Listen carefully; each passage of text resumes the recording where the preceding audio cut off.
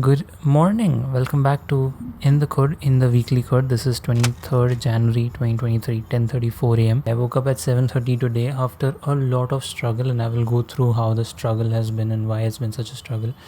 But before that, I'm realizing that the AC is only off. Which, if you think about it, it's actually cold here in Mumbai. Cold as in it's pleasantly good. It's not like, oh, shivering. It's good, it's pleasant.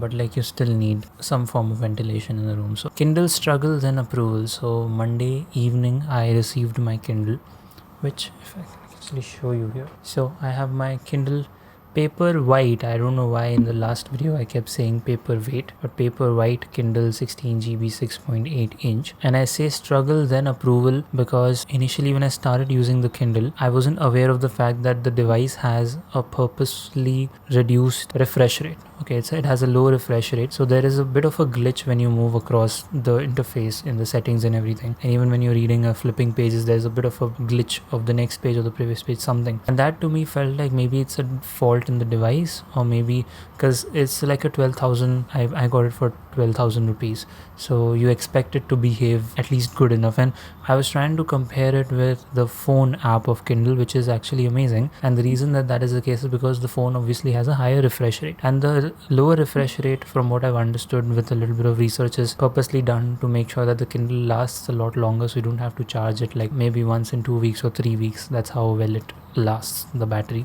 That's why the refresh rate is low. And secondly, the biggest difference I understood between reading on your phone's app, which is good, and this is your phone has pixels and blue light from the screen, which in case of Kindle has ink screen or something like that. Again, I'm not very sure about the terminology. I'll just maybe put a snapshot of this research here, but it's better for the eyes as compared to reading through pixels. And the third thing obviously is, if I was to read through the Kindle app on my phone, I would have read a ton of books by now, but that usually doesn't happen because the phone has so many other things going on it. Of course, the screen is also smaller for this phone that I'm using. It's Galaxy S10e. Considering maybe getting a 12,000 Samsung tablet A7 Lite, which would have Kindle in it and would run amazingly smooth, but then these reasons is why I settled for the fact that okay, we're gonna keep Kindle. And in the past 1 week I haven't, yesterday I was trying to read something but I haven't read at all because I'm actually waiting for another boom stand, like this boom stand and this boom stand, and the one I'm using for the light. Ordered another one which I will keep it here, and that will always be in front of me. And the moment I wake up, before starting my day and before wrapping up my day, I will have my Kindle on that boom stand and I can just keep reading. So that's the reason I've been waiting to read. It's still a struggle, but at the end of the day, we're keeping the Kindle. That's what's important. Now, it was a very standard week. By standard week, I mean I did all the things that I had to do right. I did dad's work, a lot of it, to the point that show 2 and show 3 now are completely sorted. I mean, the episodes that were telecasted last week, we have those episodes. Up until that point, we have even uploaded to the Star Plus portal. Only for show 1, in the next couple of days, we're gonna figure out this month's uploads, and then there is about 140 episodes of backlog which I have to clear, which should get done in a month. So what I'm trying to say is, in a month's time I should be in a position where dad's work is automated to the extent that with the full-time job I'm gonna get at least 2 or 3 days in the week where I can focus on Blender and 3D and making my own content. And I did edits for the full-time job. I've started just accepting the fact that there are going to be video edits that I have to work on, and this is a full-time job that I'm getting paid for, so I might as well do the best that I can and not be like, I'm not gonna edit, I'm not gonna do this, I'm not gonna do that, keeping my privileges in check as much as I possibly can. So everything was done. But going to the third point, because I've been struggling to wake up consistently, like throughout the week, my waking up time was 9, 9:30, 10, 10:30, which, if you think about it, for an average person who just wants to like live a very average life, as I said, a very standard life, okay, dad's work, full-time job, then in the evening go for a workout. I was very consistent in my workout. 6 days of the week I went to the gym, and I've also started doing dead hangs for like forearms. Right now you see they're very thin, like my wrist is also very thin, so I want to hang as much as possible, increase my wrist strength, grip strength, arm size, all of it. Anyway, I digress. But because I did not wake up early, I did not have those extra couple of hours, and I couldn't do anything that would take me beyond all this standard basic stuff. It's not that I did not try the whole week. The whole week my 6 o'clock alarms went, 7 o'clock alarms went, snoozed it, and then went back to sleep. And this can be very demotivating in a lot of ways, but I'm not gonna lose hope. I'm gonna stay focused. I'm gonna keep trying, and eventually the schedule will come to a point where wake up at 6 o'clock or even 7 o'clock for that matter, because like today I woke up at 7:30. I still managed to take Snowy down, eat my oatmeal, do everything, and be at my desk by 10 o'clock. Even if that happens, it's good. There's no problem with that. I'm not gonna lose hope, and I'm gonna keep trying to get there. The fourth big thing that happened in this week is, I think on Saturday, I was procrastinating cleaning the desk and the room and my closet for a very long time, but I finally put the foot down and basically spent the whole day of Saturday trying to clean the closet, desk and room. And now the desk is so clean and so beautiful. It just looks amazing. Like there is nothing that I'm not using on a daily basis on the desk. It just helps boost productivity a lot in a cleaner atmosphere. Windows 11. So yesterday evening only. Yeah, okay, this is also related to the previous point. When I was cleaning this drawer, I found Windows 10 Pro original, which I had bought a couple of years back, and I had forgotten about it. So I was using the pirated Windows version. So I put the product key for that Windows. We had Windows 10 Pro, which it said you can now update to Windows 11. So if you see currently on my system, there is Windows 11 running, and I have used it like half day yesterday and a little bit today. The best part I think about this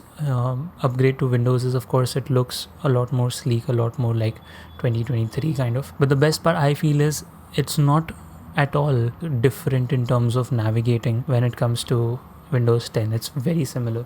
So there's no learning curve to adapt to this OS. Like a little bit of it is there visually, but as far as functionality is concerned, you see there's this tab thing, like a Chrome kind of situation here, which is new.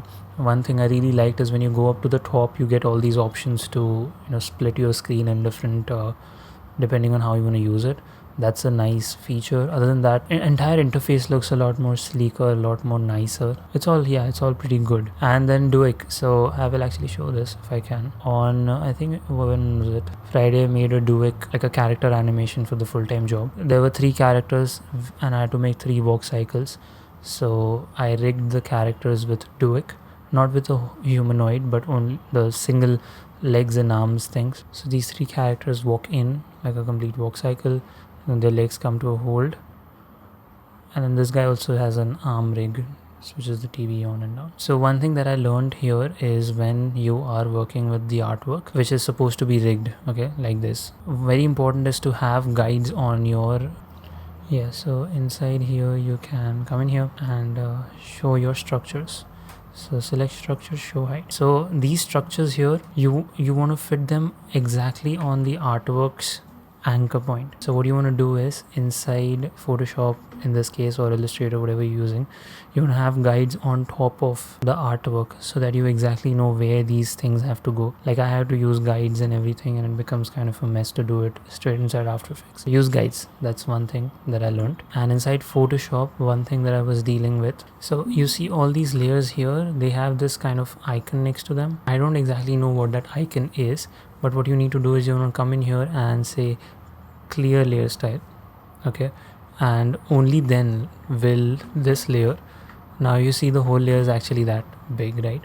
So what you want to do is Alt Control T and trim transparent pixels, make the canvas a little big, then Alt Control T and trim transparent pixels. So now even though when you do Control T, you're gonna see the layer bounds only this much, but when you take this into After Effects and retain layer size, it's gonna like highlight the whole canvas, which you don't want. So right click here and clear layer style. Now this is fine. This will go fine in After Effects.